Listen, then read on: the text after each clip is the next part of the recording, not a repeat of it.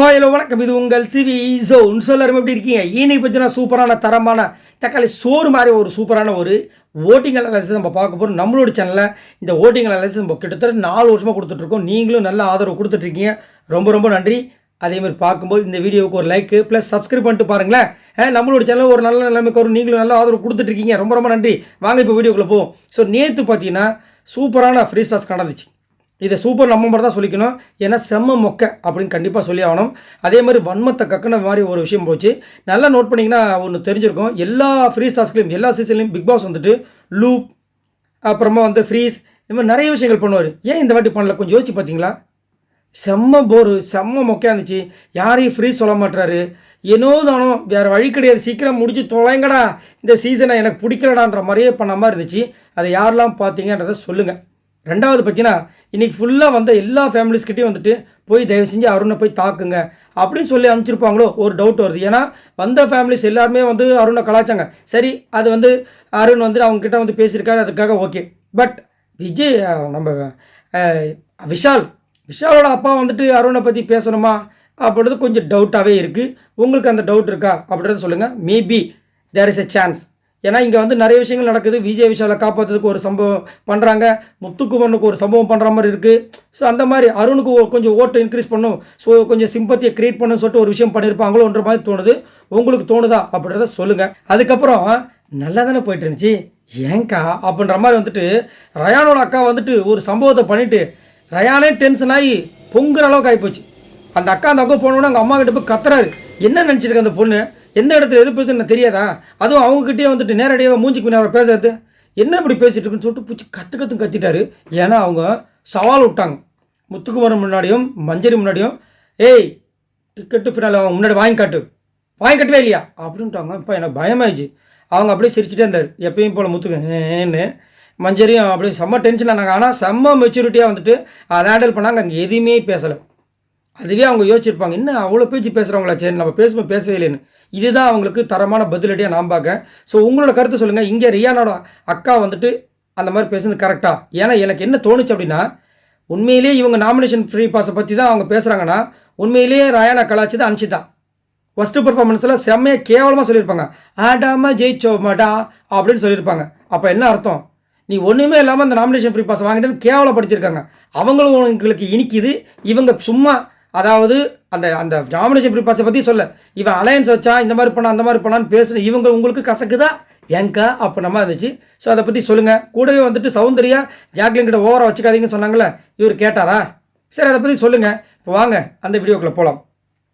அதுக்கு முன்னாடி நான் ஒரு விஷயம் சொல்லியிருந்தேன். இந்த வாரம் ஜெஃப்ரி அனுப்புறதுக்கு ரொம்ப ரொம்ப கஷ்டங்க. நிறைய பேர் வந்து வீடியோஸ்லாம் போட்டாங்க, ஜெஃப்ரி போய்டுவார். நான் என்ன சொன்னேன், ஜெஃப்ரி அனுப்புறதுக்கு வாய்ப்பே கிடையாதுங்க. ஏன்னா போன வாரமே வந்துட்டு ரெட் கார்டு கொடுக்க வேண்டிய ஆளை ஒன்றுமே சொல்லாமல் உள்ளே வச்சுருக்காங்கன்னா கண்டிப்பாக பணப்பெட்டி கையில் கொடுத்து அனுப்பிச்சிட்டு தான் மறுவேளை பார்க்குறதுக்கு வாய்ப்பு இருக்குன்னு சொன்னதா இல்லையா? இப்போ அதே மாதிரி தான் நடக்க போகுது. சம்பவங்களை கொஞ்சம் கொஞ்சம் பார்ப்போம். ஸோ ஃபர்ஸ்ட் பிளேஸில் யார் இருக்கா அப்படி பார்த்தீங்கன்னா நம்மளுடைய ஜாக்லின் எவ்வளோ ஓட்ஸ் வாங்கியிருக்காங்க அப்படி பார்த்தீங்கன்னா 51,927 ஓட்ஸ் வாங்கியிருக்காங்க. ஓட்டிங் பர்சன்டேஜ் பார்த்தீங்கன்னா 20.07. இது என்னங்க ஓட்டு பெருசாக வர மாதிரி தெரியல அப்படி கேட்டிங்கன்னா, அவங்களுக்கு அவ்வளோதான் போட முடியும்னு எல்லாருமே ஸ்டாப் பண்ண ஆரம்பிச்சிட்டாங்க. ஏன்னா போகிற போக்க பார்த்தீங்கன்னா வேறு மாதிரி போயிட்டு இருக்கு. முதலுக்கு மோசம் போகிற மாதிரி ஆகிடுறது மாதிரி இருக்குது. அதனால் முத்துக்குமரன் ரசிகர்லாம் வந்துட்டு அங்கங்கே கமெண்ட்ஸில் தெரியுது, இனி நாங்கள் யாருக்கும் ஓட்டு போடுறதா இல்லை, மஞ்சரிக்கு ஓட்டு போடுவோம், அதோடு நிறுத்திக்க போகிறோம் அப்படின்ற மாதிரி. அதே மாதிரி ஜாக்லின் வந்துட்டு இன்றைக்கி ஒரு சில விஷயங்கள் நல்லாவே இருந்துச்சு. திடீர்னு பார்த்தா பவித்ராவும் ராணுவம் முட்டிக்கிட்டாங்க. அழகாக பவித்ரா கிட்ட ஒரே ஒரு விஷயம், நீ ஜாலியாக தானே பேசிட்டு இருந்த, எதுக்கு இப்போ வந்துட்டு ராணுவ கிட்ட சண்டை போட்டேன் அப்படின்ற மாதிரி கேட்டாங்க. அதுக்கப்புறம் வந்துட்டு ஜாக்லின் கிட்டையும் சௌந்தர்யா கிட்டையும் நீ வச்சுக்காத சவகாசம். அதே மாதிரி ஜாக்லின் உனக்கு வந்துட்டு பின்னாடி இருந்து குத்துறாங்கட்டாங்க. எனக்கு செம்ம ஷாக் ஆகிடுச்சு. உண்மையிலேயே பார்க்க போனால் ஜாக்லின் ரயானுக்கு இது வரைக்கும் நம்ம லைவில் இது வரைக்கும் பார்த்துருக்கோம், ஒரு வாட்டி கூட துரோகம் பண்ணாமல் எனக்கு தெரியல. சௌந்தர்யாவுக்கு வேணால் இதுவாக இருக்கலாம், ஜெஃப்ரிக்கு வேணால் இதுவாக இருக்கலாம், பட் ரயானுக்கு இது வரைக்கும் நல்லது செஞ்ச மாதிரி தான் இருக்குது. ஏன் அவங்களுக்கு அப்படி தெரிஞ்சுன்னு தெரியல. அதே மாதிரி நாமினேஷன் ஃப்ரீ பாஸை வாங்கக்கூடாதுன்னு முயற்சிகள் நடக்குதான் இந்த வீட்டுக்குள்ளே. ஆட்டாட்டாட்டாட்டாட்டாட்டாட்டா முயற்சி அப்படியே நடந்துட்டாலும் நீங்கள் அறுவடை பண்ணி செஞ்சிட்டாலும் அதாவது கொஞ்சம் ஏற்றி விடலாம், இவ்வளவா ஏற்றி விடுறது பாவம். அவர் ஒரு மாதிரி ஆகிட்டார்.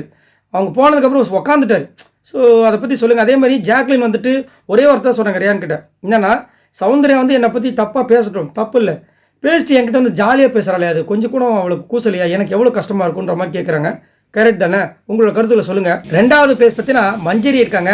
இவங்க எவ்வளோ ஓட்ஸ் வாங்கியிருக்காங்க அப்படி பார்த்தீங்கன்னா 47,989 ஓட்ஸ் வாங்கியிருக்காங்க. ஓட்டிங் பர்சன்டேஜ் பார்த்தீங்கன்னா 18.55. இவங்களுக்கு மேலே இருக்கிற ஜாக்லினுக்கும் பார்த்தீங்கன்னா கிட்டத்தட்ட 4000 ஓட் டிஃபரன்ஸில் இருக்குது. ஸோ மஞ்சரி இன்னைக்கு உண்மையிலே அவங்களும் ரொம்ப மெச்சூரிட்டியாக இருந்தாங்க. ஏன் அப்படி பார்த்தீங்கன்னா ரயானோட அக்கா வந்துட்டு மஞ்சரி மேலேயும் முத்துக்குமர் மேலே தான் அக்யூசேஷன் வச்சாங்க. நாமினேஷன் ஃப்ரீ பாஸ் வந்துட்டு அந்த டிஸ்கஷனில் இருந்தது அந்த 3 பேர் மட்டும்தான். அவங்க பேசுனதுக்கப்புறம் நீங்கள் ஏன் பேசுனீங்க அப்படின்னு கேட்குறாங்க.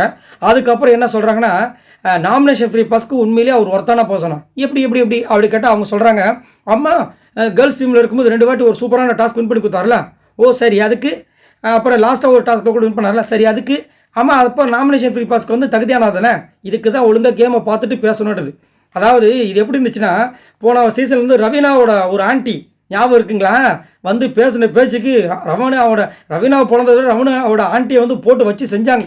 அந்த மாதிரி இப்போ அக்கா மாட்டிட்டாங்க. பாவமாக இருந்துச்சு ரயானா பார்க்கறதுக்கு, எதுக்கு இப்படி வந்து பொங்கி இந்த மாதிரி பண்ணி விட்டாங்கன்னு. ஆனாலும் மஞ்சரி வந்துட்டு செம பேச்சாளர், ஏன் அங்கே பேசலை, ஏதோ புரியாமல் பேச போகிறாங்கன்னு விட்டாங்க. ஆனால் அவங்க விட்டாலும் மஞ்சரியோட ஃபேமிலி விடுவாங்களா?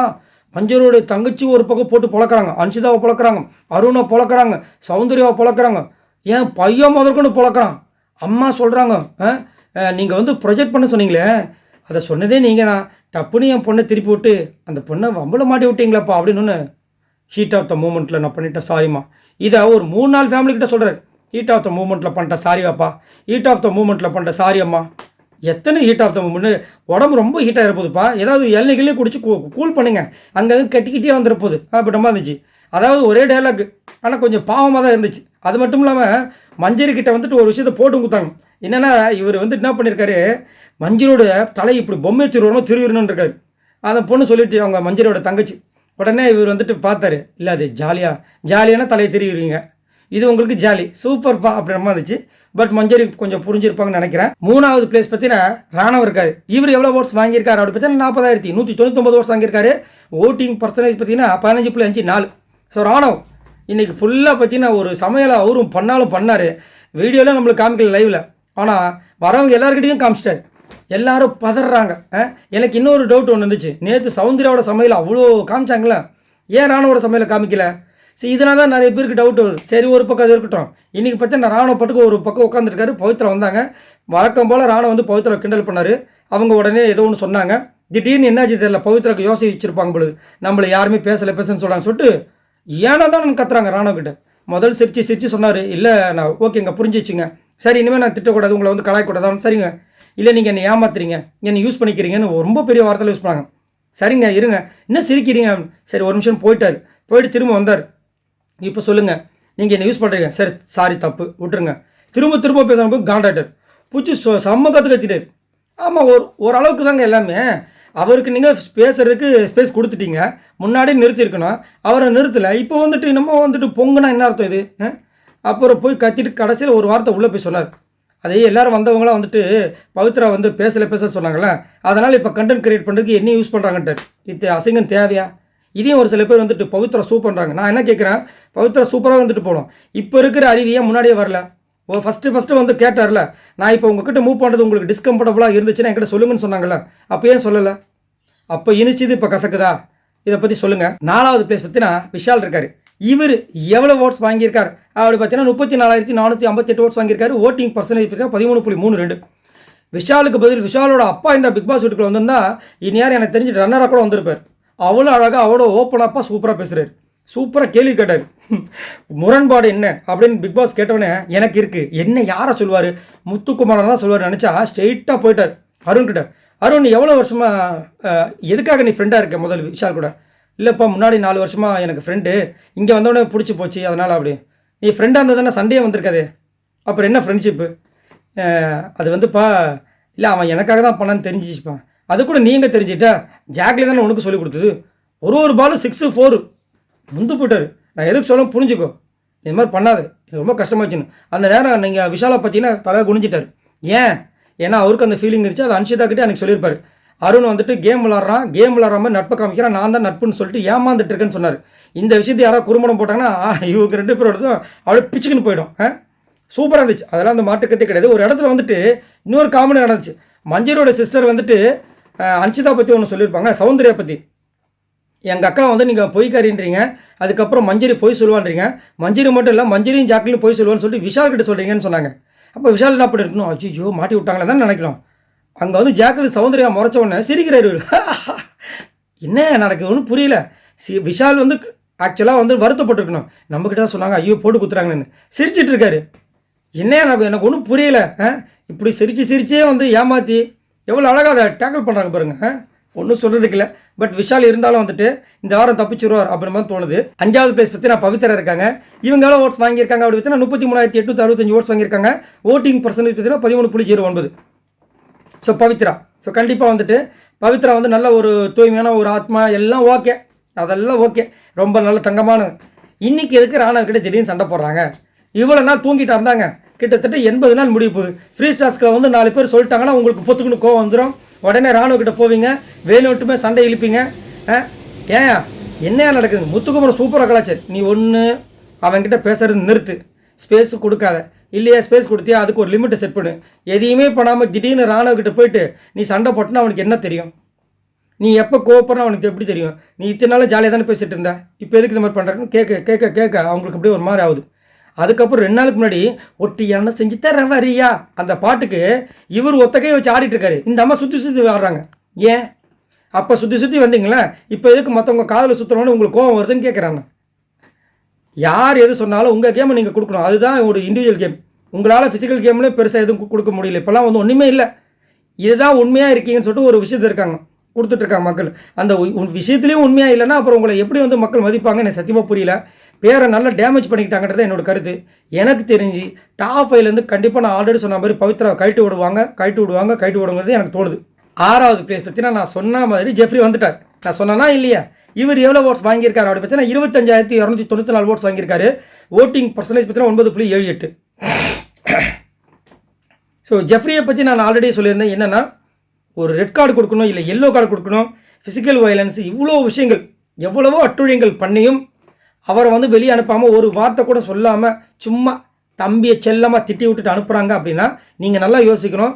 அப்படி அனுப்புறதுக்கு அதுக்கு ரெட் கார்டு கொடுத்து போன வாரமாக அமைச்சிருக்கலாமே, இல்லாமல் இங்கே வச்சுருக்காங்கன்னா கண்டிப்பாக இது ஏதாவது ஒரு விஷயம் எப்படியாவது மக்கள் ஓட்டு போகிற மாதிரி ஒரு விஷயம் நடக்கும்.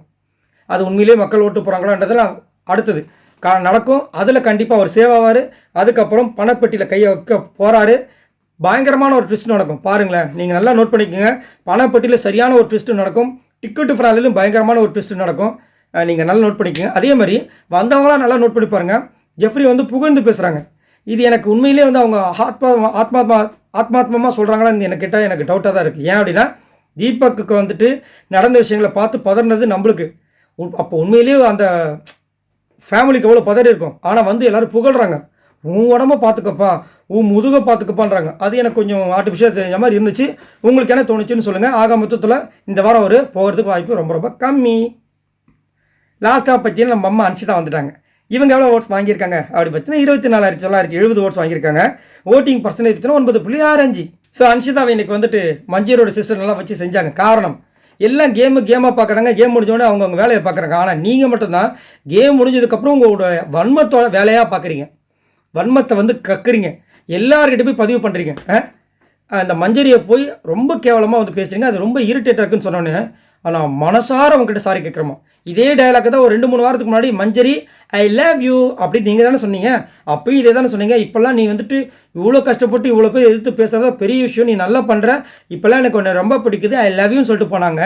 அதுங்களே வந்துட்டு அவங்க மேலே ஒரு விஷயத்தை வச்சோன்னே அவங்க செஞ்ச தப்புக்கு பொய்க்காரி நாடகக்காரின்னு சொல்லிட்டு இப்போ வந்து திரும்ப அதே மாதிரி ஒரு மன்னிப்பு. அதே மாதிரி இன்றைக்கி சாரி கட்டிட்டு இருந்தாங்க. என்னடா இது சாரி கட்டி ரொம்ப அழகாக தெரியுறாங்களே அப்படின்னு யோசிச்சேன். பார்த்தா விஷாலோட ஃபேமிலியில் வராங்க. எனக்கு சிரிப்பாக வருது. ஃப்ரெண்ட்ஷிப்னா இப்படி இருக்குனையா, என்னையா ஃப்ரெண்ட்ஷிப் பாருங்கயா.